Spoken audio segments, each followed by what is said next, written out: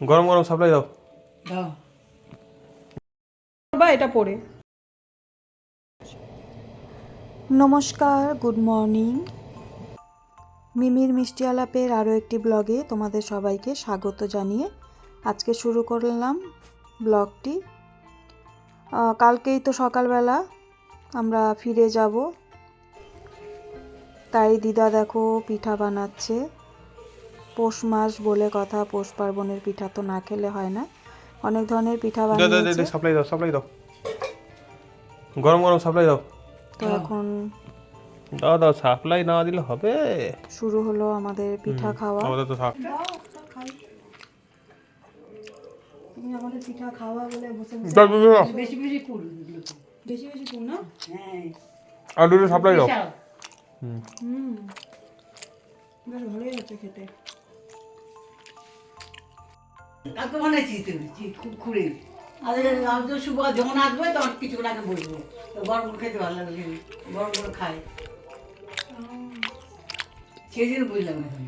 এই কোটাই এখন কি আর সেই বয়স আছে বানাইতে বসছো? কালকে বানিয়ে আবার আজকে বুঝি ও আবার এখানেও আছে। কার করছি।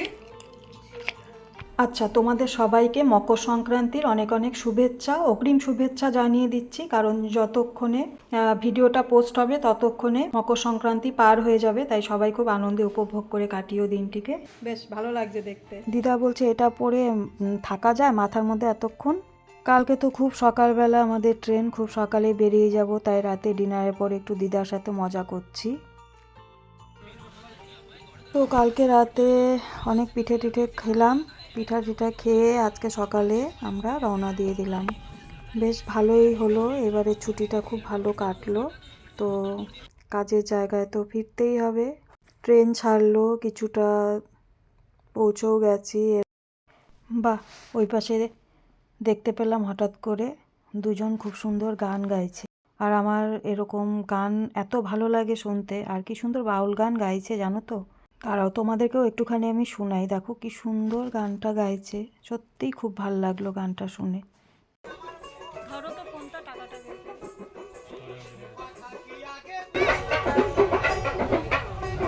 গানটা হেভি লাগছে।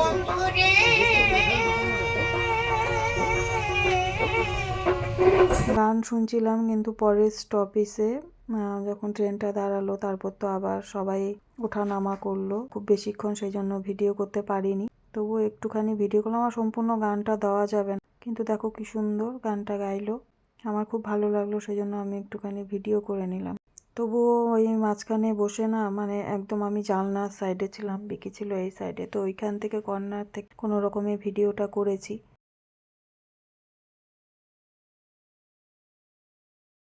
ছোলা নিলাম, ছোলা খাই, টাইম পাস। তুমি খাবে না একটু? বিকি এটা পছন্দ করে না খেতে, যাই হোক আমিই খাই বসে বসে। আমরা যেহেতু খুব খুব সকালবেলা বেরিয়েছি, তাই এখন সকাল সকাল আর কি খাবো, খিদে পেয়ে গেছে, তাই একটুখানি ভাবলাম ছোলা মাখা খাই। আমার কাছে তো ভালোই লাগে কাঁচা ছোলা মাখা, বিকি আবার এটা খায় না, ও কাঁচা ছোলার ওটা খেতে পছন্দ করে না। তো যাই হোক, আমার তো ভালো লাগে, তোমাদের কার কার ভালো লাগে জানিও। এটা একদম আমরা ট্রেন থেকে নেমে বাড়ি পৌঁছে যাওয়ার পর ব্লগ করছি, তার মাঝখানে আর কোনো রকম ব্লগ করিনি। তো নেমে বাড়িতে এসছি, তার পরের দিন দেখো দুপুরবেলা কি রান্না করেছি আজকে, সেটাই ব্লগ করলাম। ফুলকপি আলু দিয়ে একটা তরকারি করেছি, বাঁধাকপি ঘন্ট, একটু সিম বটি করেছি, তারপরে বেগুন ভাজা, এসব ভাজা টাজা করে নিয়েছি, শাক করেছি। তো আজকে এই হচ্ছে খাওয়া দাওয়া করে একটু রেস্ট নেব।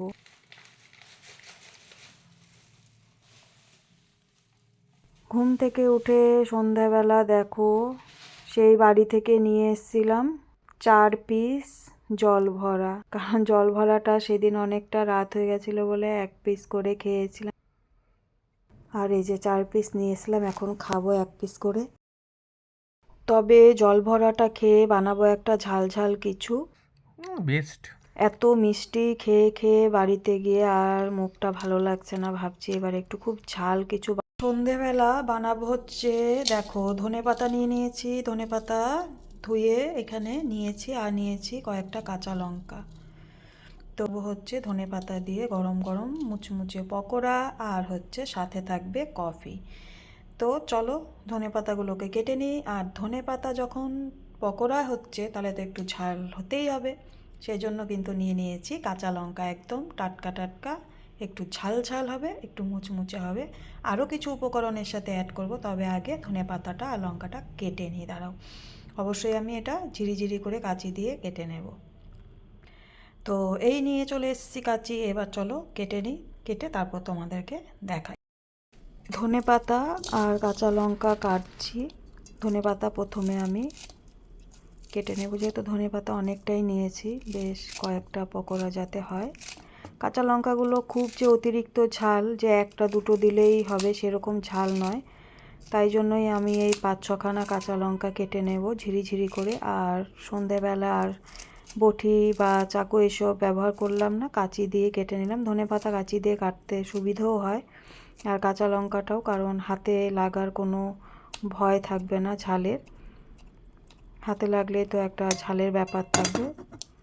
তো এভাবে দেখো প্রথমে একবার কেটে নিলাম, আরও একটুখানি রয়েছে সেটাও কেটে নিই।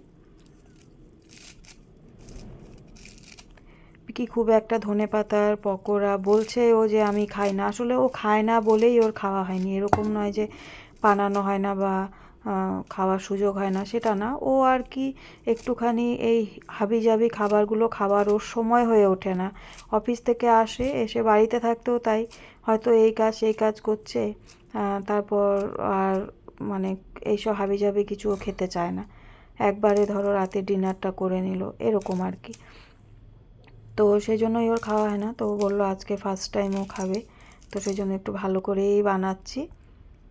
লঙ্কাগুলো একসাথে নিয়েছিলাম কাটা যাবে বলে, কিন্তু না, লঙ্কাগুলো কয়েকবার কাটার পর আর হচ্ছে না, এখন একটা একটা করে আবার কেটে নিচ্ছি। যাই হোক, তাড়াহুড়ো করতে চাইলেই কি আর সব কাজ তাড়াহুড়োতে করা সম্ভব হয়? আস্তে ধীরেই করতে হবে। তো কি ঠান্ডা পড়েছে না এখানে, প্রচণ্ড ঠান্ডা। কলকাতা সাইডে কিন্তু এইরকম অতিরিক্ত ঠান্ডাটা নেই, এদিকটা এলাম কি ঠান্ডা, বাপরে বাপ। সে তো কালকে থেকে তো আর কোনো ব্লগই করিনি, এই দুদিন কোনো ব্লগই করা হয়নি। সেই যে ট্রেনে তোমাদেরকে ব্লগ দিয়েছিলাম একটুখানি করে, তারপরে আর ট্রেনে কোনো ব্লগ করিনি। একবারে বাড়িতে নেমে আজকে সকালে আর কি দুপুর থেকে করলাম। সকালে এসে তো প্রচুর কাজকর্ম থাকে, এতদিন পর আসা, তো তারপরে সেই জন্য অনেক কাজকর্ম ছিল, আর তখন ক্যামেরা অন করিনি। একবারে রান্না বান্না করে তারপরেই তোমাদের সাথে শেয়ার করলাম কি কি রান্না করলাম। তো তারপরের থেকে শুরু হলো পুরোপুরি ব্লগ করা।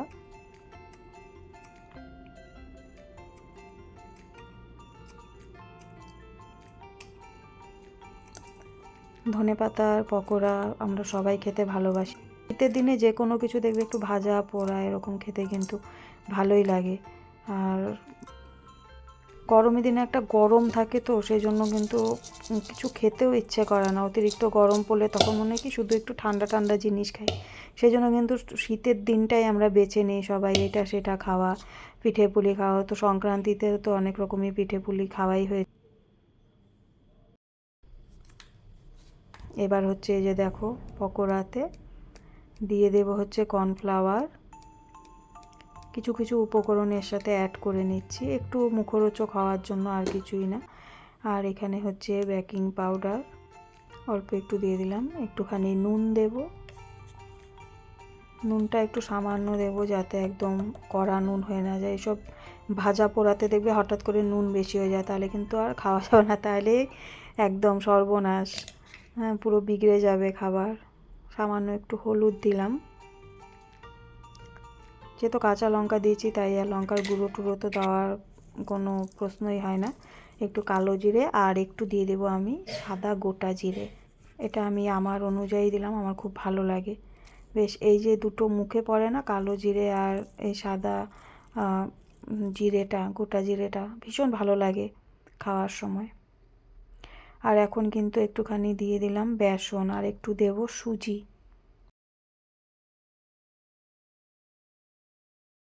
এ বাবা, সুজিটা দিলাম, দেওয়ার সময় ক্যামেরাটা অন করতেই ভুলে গেলাম। যাই হোক, একটু সুজি দিলে মুচমুচা হয়, যেহেতু আমি চালের গুঁড়ো দিয়ে করছি না। এদিকে কড়াই গরম করে ভালো করে তেলটাও গরম করে নিলাম, একদম সর্ষের তেলেই ভাজাটা করব। তবে পকোড়ার সাথে তো একটু কফি তো লাগবেই, শুধু শুধু পকোড়া খেতে ভালো লাগে না। আর বিকি কফি খেতে ভালোই বাসে, তবে ও খুব হালকা করে খায়। আমি যেমন একটু কড়া খেতে ভালোবাসি, বিকি একটু হালকা কফিটা খেতেই ভালোবাসে। তো যাই হোক, এখন একটুখানি পকোড়াটা হয়ে যাচ্ছে, সাইডের গ্যাসে আস্তে করে বসিয়ে দেবো তাহলে কফির জন্য দুধ। তো শীতের দিনে বসে বসে কম্বলের নিচে একটু কফি আর একটু পকোড়া বিকি খাবে।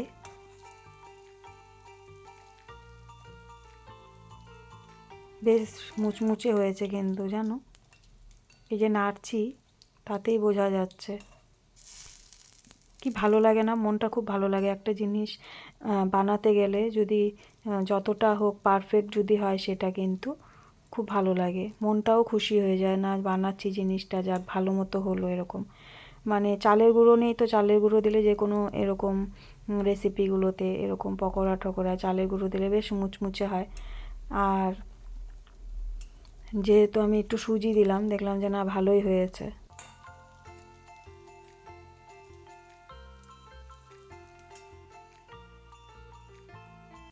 আর এদিকে দেখো আমটাও জাল হয়ে গেছে।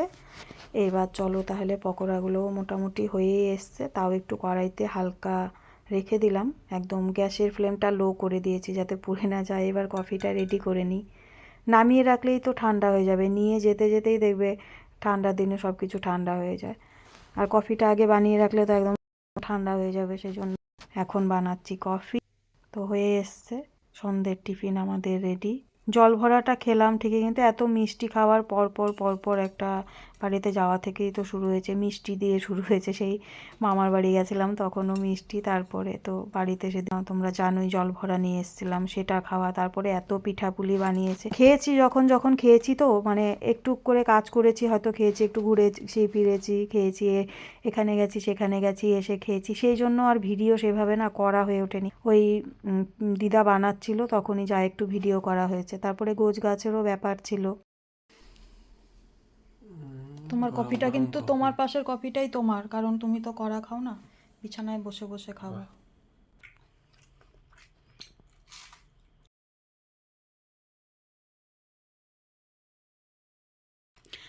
হবে গরম গরম নামিয়ে নিয়ে এলাম। বলছি আমি ইসে করতে চেয়েছিলাম, তোমার সুজি দিয়েছিলাম, কিন্তু তখন যে ক্যামেরাটা অফ ছিল মনে ছিল না। মুচমুচে হয়েছে না, চালের গুঁড়ো না থাকলে সুজি দিলে পরে দেখো মুচমুচে হয়। তো চলো আমরা খেয়ে নিই এখন। ফেলে রাখা যাবে না, গরম গরম খেয়ে নাও। তো আমরা এবারে গরম গরম কফি আর গরম গরম পকোড়া খেয়ে নিই সাথে। আজকের ব্লগটি এখানেই শেষ করব। আজকের ব্লগটি যদি তোমাদের ভালো লেগে থাকে অবশ্যই লাইক কমেন্ট শেয়ার করে পাশে থেকো। যারা আজকে প্রথম ভিজিট করছো চ্যানেলটিকে, আজকের ব্লগটি প্রথম দেখলে, তাদের কাছে ছোট্ট একটি অনুরোধ করব চ্যানেলটিকে একটু সাবস্ক্রাইব করে পাশে থাকার। সবাই ভালো থেকো, সুস্থ থেকো, সাবধানে থেকো, প্রত্যেকটি মুহূর্ত খুব আনন্দে উপভোগ করে কাটাও।